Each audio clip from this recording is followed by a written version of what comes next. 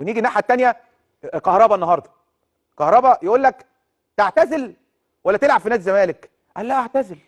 قال يعني بقى رامز جلال لما يساله تقول له تعتزل ولا تلعب في الزمالك؟ هيقول له لا انا هلعب في الزمالك. لا اعتزل ايه؟ ده انا بحب الكوره وبتاع، العب في الزمالك. قال يعني اسئله خايبه ومعروف اجابتها. طب نفس الكلام اتقال لكهربا وهو بيلعب في الزمالك، قال لك انا ده الزمالك عندي، ده انا مضيت على بياض. عندكم الفيديو يا جماعه؟ ها والله والله جمهور الزمالك هو اللي بعت لي الفيديو. لو تحضروه كده نذيعه مع الصحفيين، والله جمهور الزمالك اللي بعت لي الفيديو. قال لك ايه؟ انا استغنيت عن مليون. على فكره جمهور الزمالك كان زعلان مني، ده انا استغنيت، ده انا مضيت 4 سنين. فسيف زاهر راح قال له يعني انت 6 سنين؟ قال له اه 6 سنين على بياض، ده انا اتنازلت عن مليون جنيه للزمالك. عارف اتنازل عن مليون جنيه للزمالك يا جماعه ليه؟ عشان هو كان جاي من نادي امبي لنادي الزمالك، مفيش 6 شهور راح مضيع السوبر المصري وضيع ضربه جزاء، كنا هنبقى 2-0. فاكرين ايام فيريرا في 2014 2015؟ وراح متحايل على المستشار مرتضى منصور، راح قال له والنبي انت زي ابويا، قدامي اقسم بالله انت زي ابويا وما اعرفش ايه وكده، وديني السعوديه. راح خد اتنازل عن مليون جنيه، طبيعي انت راجل عايز تمشي، ساب مليون جنيه وراح واخد 2 مليون دولار. يعني واحد متنازل عن مليون عشان ياخد، قال يعني كده ايه؟ كتر خيره. طب انا كنت ممكن ما تتنازلش عن مليون جنيه وما اوديكش السعوديه اساسا، ما خليكش تروح السعوديه اساسا، ما تاخدش 2 مليون دولار اساسا من نادي اتحاد جده. هي عرى سنه رجع، والنبي يا سياده المستشار عايز سنه كمان، والنبي راح واخد 2.5 مليون دولار في السنه الثانيه. نادي الزمالك، ونادي الزمالك مش نادي استثماري، ومستشار مرتضى اتشتم من جمهور الزمالك ساعتها. ازاي كهربا، هو جاي كهربا ده احنا جايين نوديه السعوديه، احنا عايزين نستفيد منه. رجع من السعوديه راح عمل مشكله هو ووالده، وراحوا اتحاد الكوره، اتحاد الكوره قال له مفيش حاجه، قال له مفيش حاجه، طب خلاص هكمل. وراح لعب سنه كامله بعد موضوع عبد الله السعيد وبتاع الكوبري وبتاع.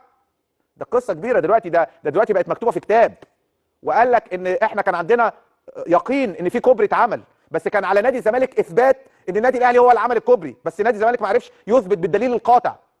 وبيناقشوا الموضوع ده وكتبوه في كتاب، والزميل معتز الشامي جايب كل حاجه الصحفي في الامارات والمطلع على كل ما هو موجود في الاتحاد الدولي. وبالتالي يا جماعه النهارده شهر 8 اللي جاي كهربا هيتوقف لو ما دفعش. النهارده كهربا بتعمل له اعلان، النهارده رامز طالع مع رامز جلال ليه؟ سوري يوم 8 4 يعني مش شهر 8 سوري، يوم 8 4 تمام؟ النهارده هو طالع مع رامز ليه؟ عشان الماني ويقدر يدفع، عشان ياخد فلوس ويقدر يدفع.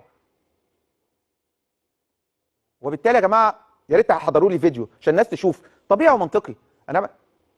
انا بلعب في الزمالك هقول انا عمري ما هلعب في الاهلي، انا بلعب في الاهلي هقول انا عمري ما هلعب في الزمالك. ما ياسر ابراهيم كان بيلعب في الزمالك وزملكاوي وطلع قال لك انا بكره الاهلي والتحكيم كله مع الاهلي، ودلوقتي بيلعب في الاهلي.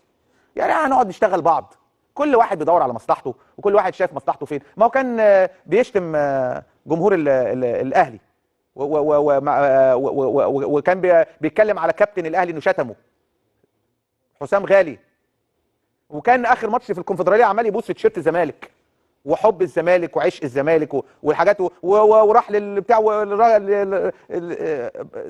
اسمه ايه الاثيوبي، الحكم الاثيوبي يا جماعه بابلاك سيما، راح واحد يقول له الكره بنالتي وما اعرفش في الكونفدراليه تمام. وحب الزمالك رهيب، الخطه بدات واشتغلت، خلصت القصه خلاص. ويعني قولا واحدا. وبالتالي احنا ما فيش مشكله. ما هو المستشار مرتضى قال لك اهو، قال لك كان اتقال له لازم كهربا تقسط له البتاع، ما رضاش، قال لك ده فلوس الزمالك ومنتظرين الفلوس تدفع الفتره اللي جايه. اعلن بقى شركه تليفونات على رامز جلال على بتاع نلم الفلوس عشان خاطر كهربا اللي قابله مستر فيتوريا.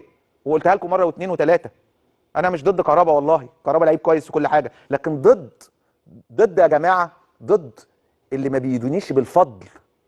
اوعى تفتكر اللي ما بيدينش بالفضل للنادي اللي عمله وكبره وكان ليه جزء مهم في ثروته الماليه باعارته اكتر من سنه وعربيه بنتلي والكلام دوت واللي نجمه وحطه على الطريق الصحيح ووداه منتخب مصر، واللي ما يدينش بالفضل والله ابدا. والله العظيم اقسم بالله انا لو مستشار مرتضى كنت جيت من نادي تاني ووداني مرتين وتسبب ان هو بموافقته ان انا اروح السعوديه مرتين اعمل لي 2 مليون ولا 4 مليون ولا 5 مليون دولار واكسب الفلوس دي كلها واخد البطولات واروح المنتخب، والله لا اشيله فوق راسي واشيل النادي ده وجمهوره فوق راسي. والله العظيم اقسم بالله عمري ما اخون هذا النادي، ولو النادي مشاني اروح اي نادي حتى بما فيهم النادي الاهلي، وعمري ما اقلل من الزمالك ولا من الاهلي، والعكس صحيح.